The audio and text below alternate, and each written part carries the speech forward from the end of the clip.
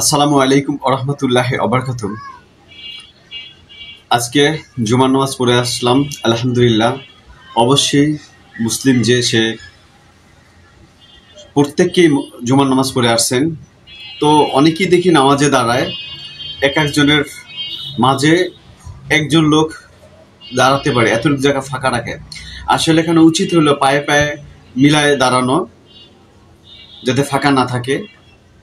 তো দেখি যে অনেকটা ফাঁকা থাকে। আসলে এইভাবে কোনো নিয়ম না।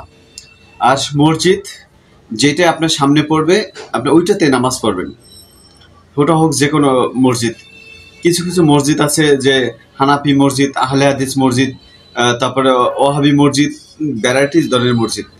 আসলে আমি বলবো যে হানাফি আর আহলে হাদিস আপনার সামনে যেটাই পড়বে সেটাতে নামাজ পড়বেন। আপনি যেভাবে নামাজ পড়বেন সেভাবেই পড়বেন। মসজিদ আল্লাহর ঘর, এটা কারো একক না। আপনি আল্লাহর ঘরে আপনি মন খুলে যেভাবে ইচ্ছা সেভাবে নামাজ পড়তে পারবেন। আল্লাহ রাসুল যেভাবে নামাজ পড়ছে আপনি সেভাবে নামাজ পড়বেন।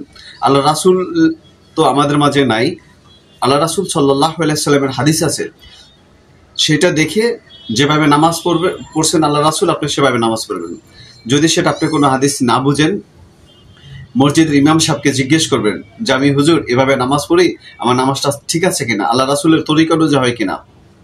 যেমন আমি প্রায় মসজিদে দেখি আল্লাহ রাসুল সাল্লাল্লাহু আলাইহি সাল্লাম বলছেন যে মসজিদে ঢুকে 2 রাকাত নামাজ পড়বেন, এরপরে বসবেন, অথবা না পড়ে বসবেন না। ঠিক আছে।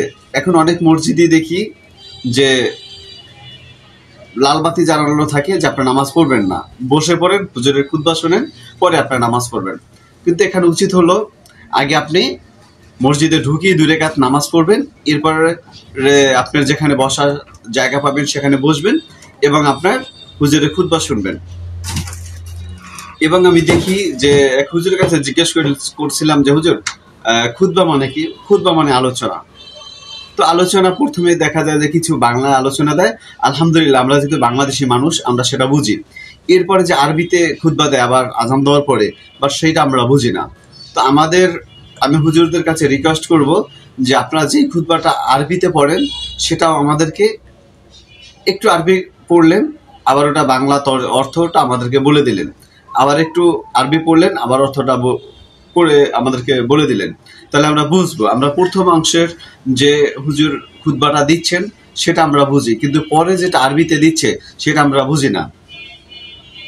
এখন আমি জানি না যে হুজুর সাহেব খুতবা দিচ্ছেন সেই পুরাটা বুঝে কিনা, এটা নিয়ে আমার একটু সন্দেহ আছে।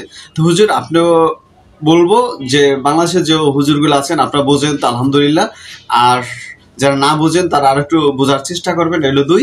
3 নম্বর কথা হলো আমরা যারা সাধারণ মুসল্লি আছি, যারা নামাজ পড়ি, তাদেরকেও এটা অর্থটা বুঝাবেন যে এইটার অর্থ এইটা। কিন্তু প্রথম অংশ আমরা বুঝলাম, শেষ অংশ আমরা বুঝলাম না। তো আমাদের উচিত আমাদের যাতে বুঝতে পারি সেভাবে আমাদেরকে বোঝানো। তো যাই হোক, আমি আজকে এই বিষয় নিয়ে তেমন কোনো কথা বলবো না, শুধু এইটুকুই যে খুতবার এক অংশ আমরা বুঝি আর এক অংশ বুঝি না, আমরা যেন পুরাটাই বুঝতে পারি। সে বিষয়ে আপনারা একটু অবশ্যই সতর্ক দৃষ্টি রাখবেন। যাই হোক, আমি আর একটা কথা বললাম এর ফাঁকে, যে সেটা হলো যে পায়ে পায়ে মিলানো দাঁড়ানো। যেমনও যায় যে মাঝখানে একজন লোক, চিকন লোক দাঁড়াতে পারে। কয়েকদিন আগে আমি এখানে নামাজ পড়লাম, 2 জনের মাঝখানে এতটা ডিস্টেন্স ছিল যে আমি মাঝখানে গিয়ে দাঁড়াইছি। ঠিক আছে। তো আপনারা এদিকে অবশ্য ভালো দৃষ্টি রাখবেন যাতে মাঝখানে কোনো ফাঁকা জায়গা না থাকে এবং খুতবার অংশটা ভালোভাবে আমরা বুঝতে পারি। ভালো থাকবেন, সুস্থ থাকবেন, সবসময় ভালো কিছুর সাথে থাকবেন।